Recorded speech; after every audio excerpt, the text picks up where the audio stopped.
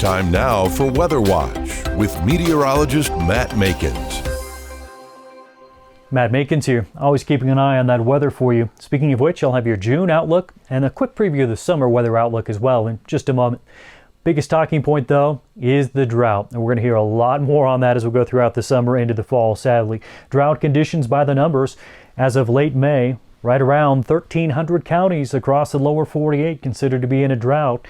150 million acres, roughly speaking, of cropland is abnormally dry, and right around 14 million head of beef cattle impacted by drought conditions across the country. I do expect those numbers to increase as we go throughout June and more notably July and August. Water quality issues, water quantity issues, all things we've already noticed across the northern plains, the Dakotas, out across the west. So got to keep an eye on that water situation closely, how it impacts hay. Supplemental feeders went well into the late spring because pastures just didn't have the water to be of any quality. We'll have to worry about supplemental feeding, the hay supply, alfalfa supplies as we get into the fall as well. A lot of supplemental feed will be needed late the season.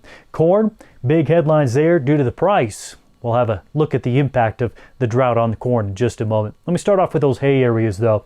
Annually, the counties I've shaded here in green, there are classic hay producers. Let me overlay the drought on top of that, especially over the west. Look at how much of that hay territory is covered in abnormally dry to drought conditions. That'd be roughly 50% of the alfalfa hay is considered to be in a drought right now.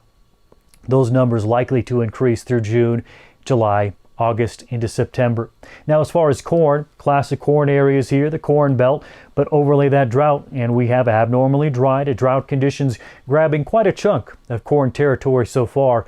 Roughly through late May, we're looking about a quarter of our corn producers to be impacted by abnormally dry to drought conditions. And those numbers may increase into June and July. Why? Well, here's the outlook for June. Weather across the northern Rockies will be the driest of all. Probabilities for wetter than average conditions from the Gulf Coast on up toward the Great Lakes, sections of the Ohio Valley. So wet and dry areas. Now, a quick preview of the summer. Look across the west. Heat. Very dry conditions. They'll both be building across the west into the northern plains as we go throughout the summer. As far as the east coast, wetter than average conditions here. I know a lot of interest in this summer forecast, and you'll see much more. I write in depth about this summer outlook in the June edition of National Cattlemen's newspaper. I'll see you there. Before we get to that point though, before I leave you tonight, you can always follow along with our social media channels. I'll be posting some of the images I just showed you. We'll discuss at greater depth about those longer term outlooks, especially June's and the summers. And you can find us, like here. This is the Facebook page for National Cattlemen's Beef Association. Those images you just saw, I put them on the page already. I look forward to your comments. Until I see you on the next Cattleman to Cattleman, be well.